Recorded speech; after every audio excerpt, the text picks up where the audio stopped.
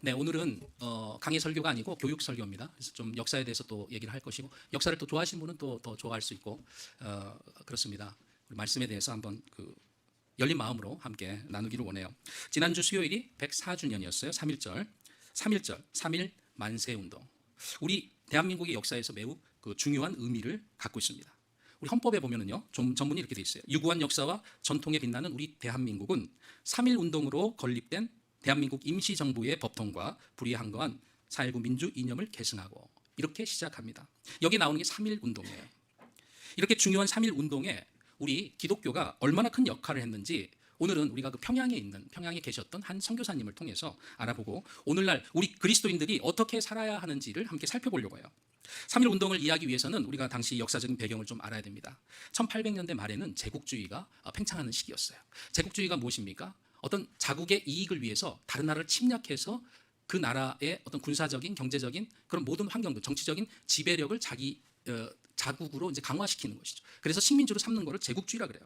이 제국주의에 물든 일본이 한반도를 식민지화하죠. 그래서 총 한 번 안 쏘고 대한제국을 통째로 삼킵니다. 그 시발점이 1905년도에 있었던 을사늑약이었어요. 그리고 1910년 8월 29일 한일 합병 조약이 강제로 체결됨으로써 공식적인 식민지가 시작이 됩니다. 우리가 이것을 경술국치라고 해요. 1945년 해방될 때까지 35년 동안 일제 강점기를 거치게 됩니다. 1918년에 세계 제1차 대전이 종식이 되고요. 패장국들의 식민지들은 해방이 돼요. 그런데 승전국인 일본의 식민지인 우리나라는 여전히 변화가 없었죠. 그리고 있다가 1919년 2월에 미국의 윌슨 대통령이 민족 자결주의를 천명합니다. 이 민족 자결주의가 무엇이냐? 전 민족이 자결하자 그런 게 아니고, 각 민족이 스스로의 의지에 따라서 민족의 운명을 결정해야 된다. 타 민족이나 타 국가의 간섭을 받지 않아야 된다라는 그런 이야기예요. 이 영향으로 인해서 일본에 유학을 했던 그 당시의 조선의 유학생들이 2월 8일 날 독립선언을 하게 돼요. 60여 명이 도쿄에서 독립선언을 하게 되고, 고종의 장례일을 앞둔 3월 1일 날 1919년 3월 1일 날 민족대표 33인이 독립선언문을 낭독을 하고 독립을 염원하는 시위를 약 3개월 동안 전개를 합니다. 그 시위가 3.1 만세 운동입니다.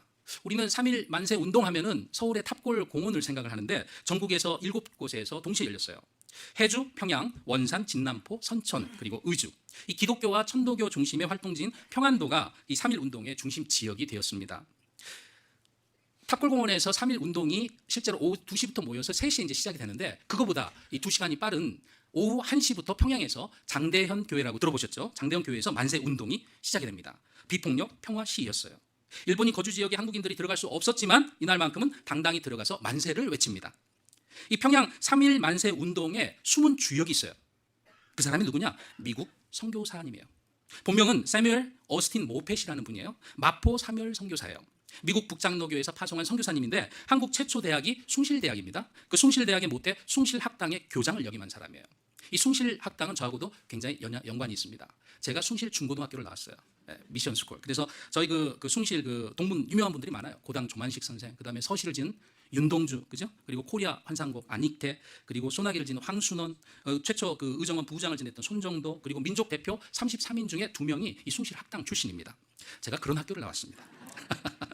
그런데요, 이 마포 삼열 선교사님이 5명의 자녀가 있었어요. 근데 그 중에 4분이 목사고 1명이 의료 선교사예요. 그리고 그 중에 2명이 또 한국에 와서 아버지를 따라서 선교사의 일을 감당을 합니다.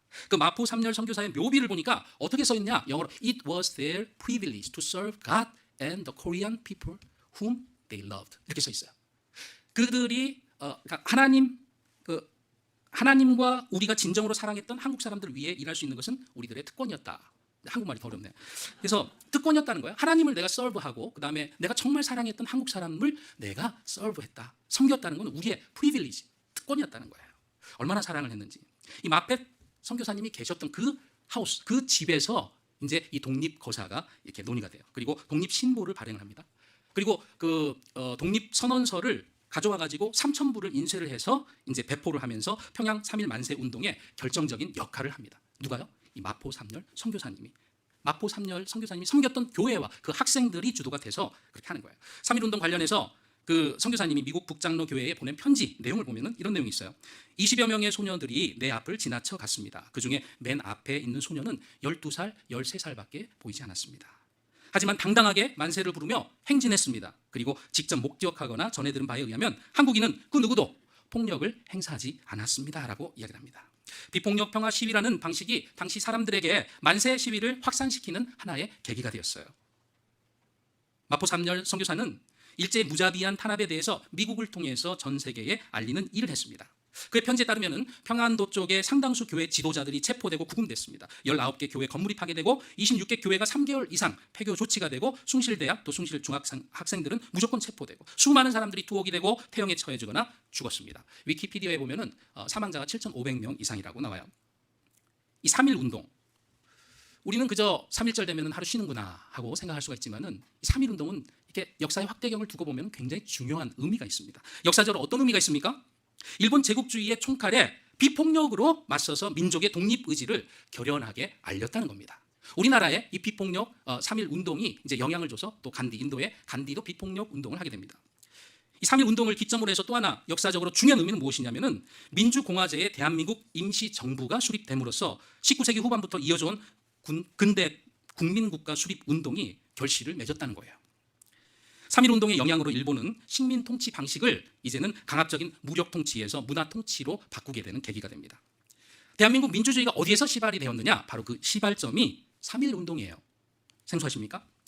민주주의는요, 우리가 말하는 민주주의는 민주공화제예요.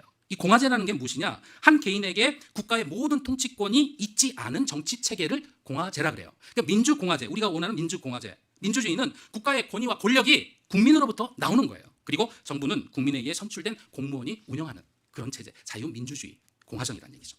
이 평양 3.1 운동의 핵심 인물이 누구였습니까? 마포 3열 선교사, 그분의 행적을 우리가 살펴봤어요.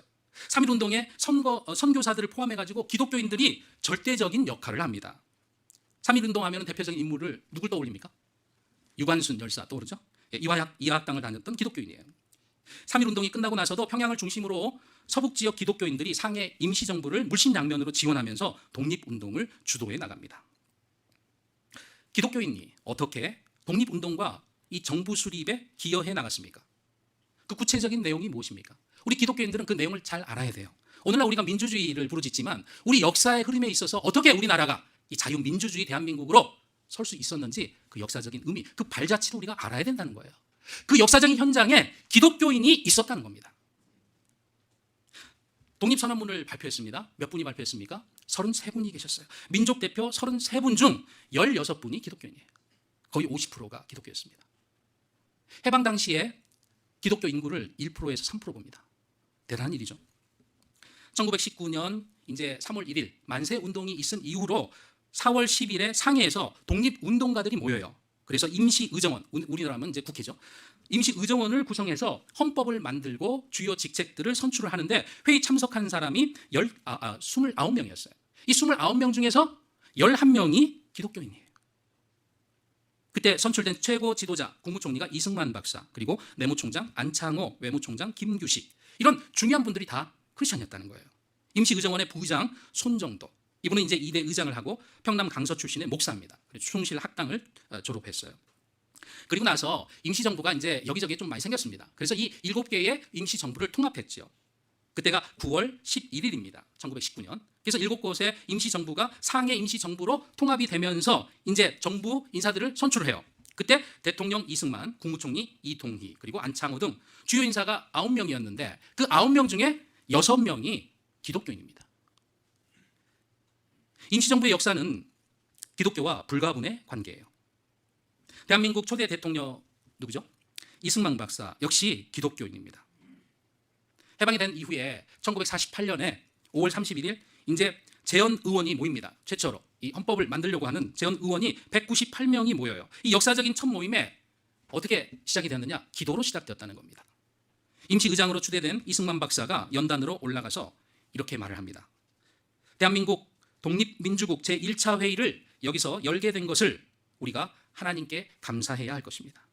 종교사상 무엇을 가지고 있든지 누구나 오늘을 당해가지고 사람의 힘만으로 된 것이라고 우리가 자랑할 수 없을 것입니다. 그러므로 하나님에게 감사를 드리지 않을 수 없습니다. 라고 말하면서 북한 지역에서 감리교 목사를 하다가 월남한 이윤영 의원이라는 분과 함께 기도할 때 모든 의원들이 다 일어나서 기도했고 아멘으로 기도를 끝마쳤습니다.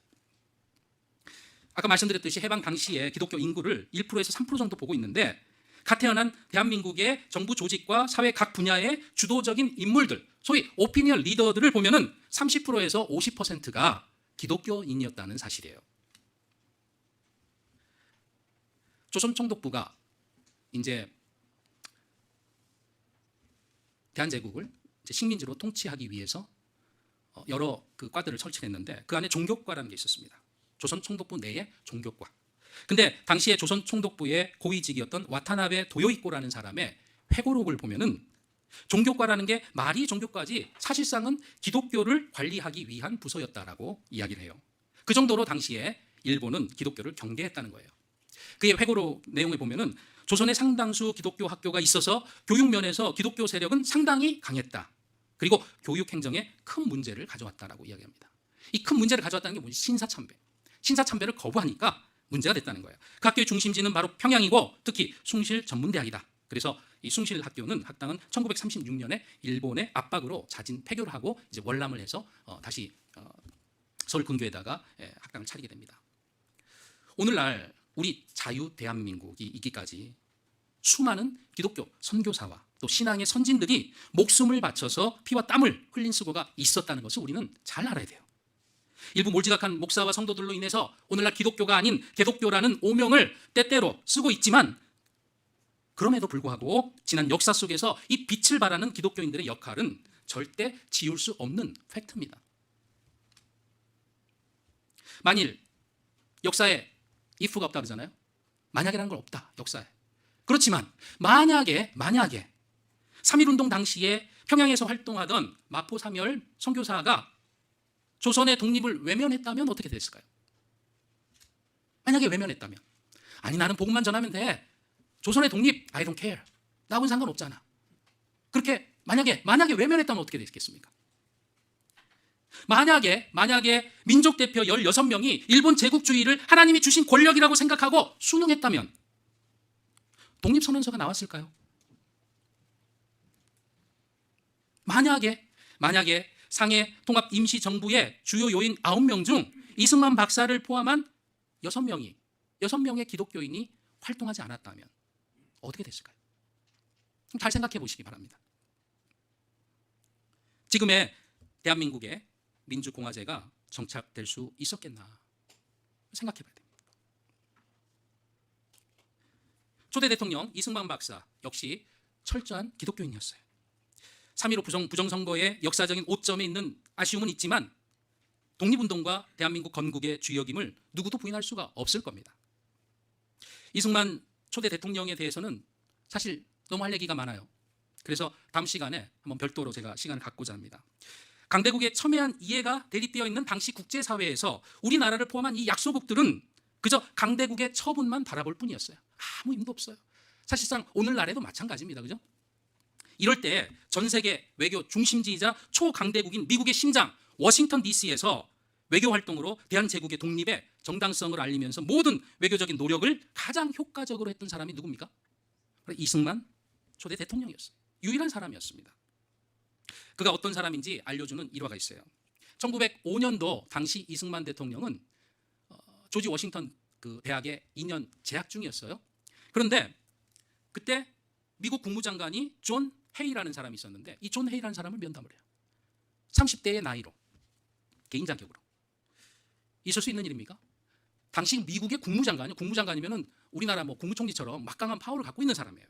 그리고 나서 그 기회를 잃지 않고 한 6개월 정도 후에 미국 26대 대통령 루즈벨트를 만납니다. 개인이 30살 먹은 한국, 저기 보이지도 않은 약소국에. 그러면서 그 루즈벨트 대통령을 면담하면서 이승만 박사가 당당하게 러일 전쟁 종전을 위해서 포츠담 회담이 열리는데 거기에서 대한제국의 독립을 지원해 줄 것을 요청해요. 미국 대통령에게. 그러니까 루즈벨트 대통령이 야 이거 뭐 개인적으로 와가지고 이렇게 사람하듯이 할 수 있는 게 아니고 그 뜻을 알겠으니까 그 공사관을 통해서 정식 외교 절차를 밟아서 요청을 해라, 이렇게 요구를 합니다. 그런데 당시 공사관이 이제 그 친일파가 있었어요. 그래서 친일파 공사관의 비협조로 이 공문 발송이 좌절된 건이 있습니다. 이후에도 이승만 박사는 많은 외교적인 노력을 해나가요. 우리 기독교인들이 오늘날의 자유민주주의를 구가하면서 오늘날의 조국 대한민국이 있기까지 얼마나 많은 노력을 했는지 우리가 잘 역사를 살펴봐야 되는 거예요.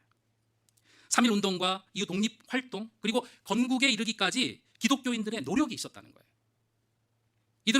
이들이 한 노력은 뭐 해도 되고 안 해도 되고 한가하고 그런 가벼운 노력들이 아니었어요. 나라가 망하느냐 마느냐, 민주주의냐 아니면 사회주의 공산주의로 가느냐, 그 귀로에 서 있는 한마디로 풍전등화라는 사자성어가 딱 어울리는 그 조국의 운명 앞에서 목숨을 걸고 애국의 길을 걸었다는 사실이에요. 이들의 마음속에 무엇이 있었을까요?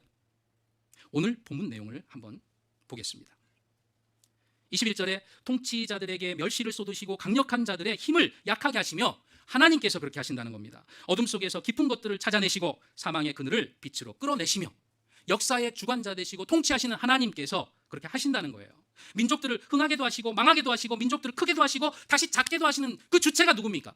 사람이 아니에요. 국제 정세가 아닙니다. 하나님이세요. 땅에 있는 백성들의 우두머리들의 마음을 빼앗으시고 그들을 길 없는 광야에서 평안케 하시며 빛이 없는 어둠 속에서 더듬게 하시고 술 취한 사람같이 비틀거리게 하시느니라. 오늘 본문을 요약하면은 23절이에요. 민족들을 흥하게도 하시고 망하게도 하시고 민족들을 크게도 하시고 다시 작게도 하시는 그 하나님, 욥이 고백한 그 하나님의 고백을 당시의 선교사와 우리 기독교인들은 가슴에 그 내용을 품었던 것입니다.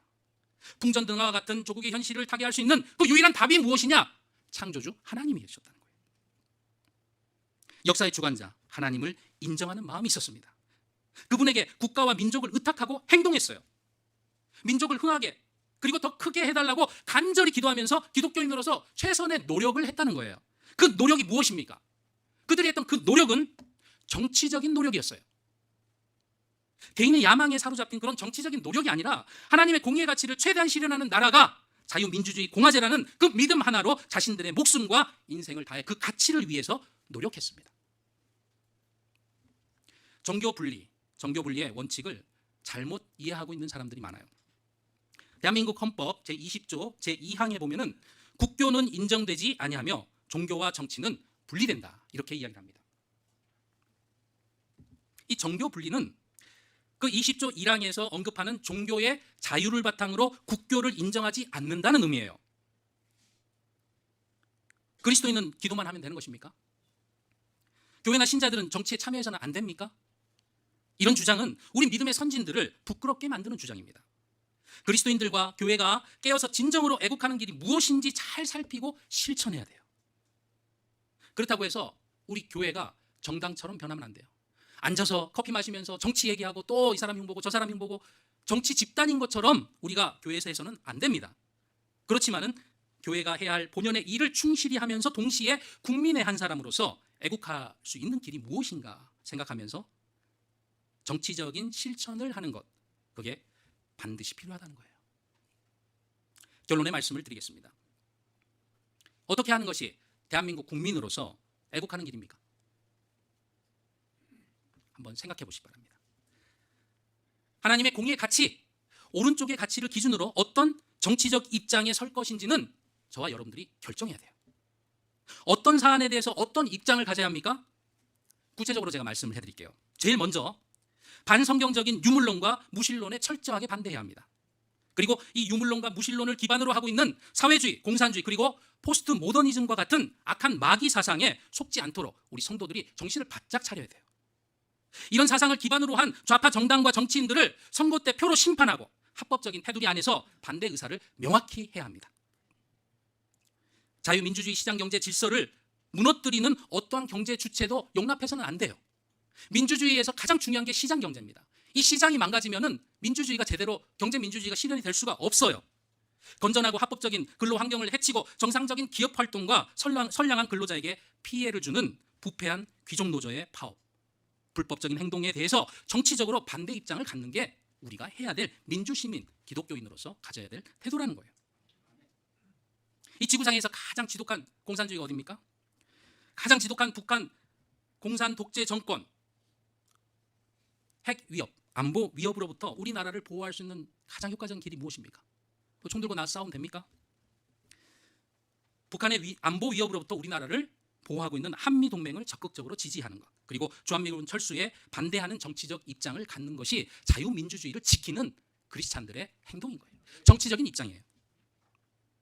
성경에서 명백히 죄라고 말하는 동성애, 그리고 또 이를 옹호하는 포괄적 차별금지법, 그리고 동성원, 이런 법제와 반성경적인 법 제정에 반대하고 적극적으로 나서는 것, 그것이 우리 크리스찬과 교회가 해야 할 일입니다. 생명을 임의로 죽이는 낙태를 허용하는 법에 단호하게 반대해야 돼요.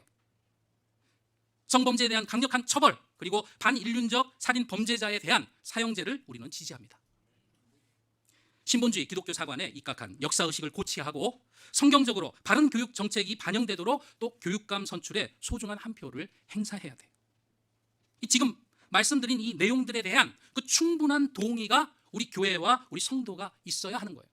혹시라도 지금 말씀드린 내용 중에 하나라도 나는 마음에 걸린다라고 하시는 분이 있다면 저에게 말씀해 주세요. 저와 대화를 통해서 어떤 것이 크리스찬으로서 우리 교회가, 내 개인이 지향해야 할 정치적인 입장인지, 크리스찬이 왜 정치에 참여할 수밖에 없는지 같이 대화 나누기를 원해요. 3.1운동을 포함한 독립운동과 대한민국 건국이 기독교인의 헌신적인 노력으로 이루어진 것을 우리가 잘 알고, 오늘 이 시간 우리나라를 진정 바르게 사랑하는 애국이 무엇인지 깨닫는 우리 모두가 되기를 원합니다. 새롭게 시작하는 한 주, 정치적으로, 경제적으로, 사회적으로 여러 어려움을 안고 있는 우리나라를 위해서 간절히 기도하면서 삶의 현장에서 나라 사랑의 작은 실천이 무엇인지 고민하며 행동하는 애국 그리스도인들이 모두 되시기를 예수 그리스도 이름으로 축원합니다.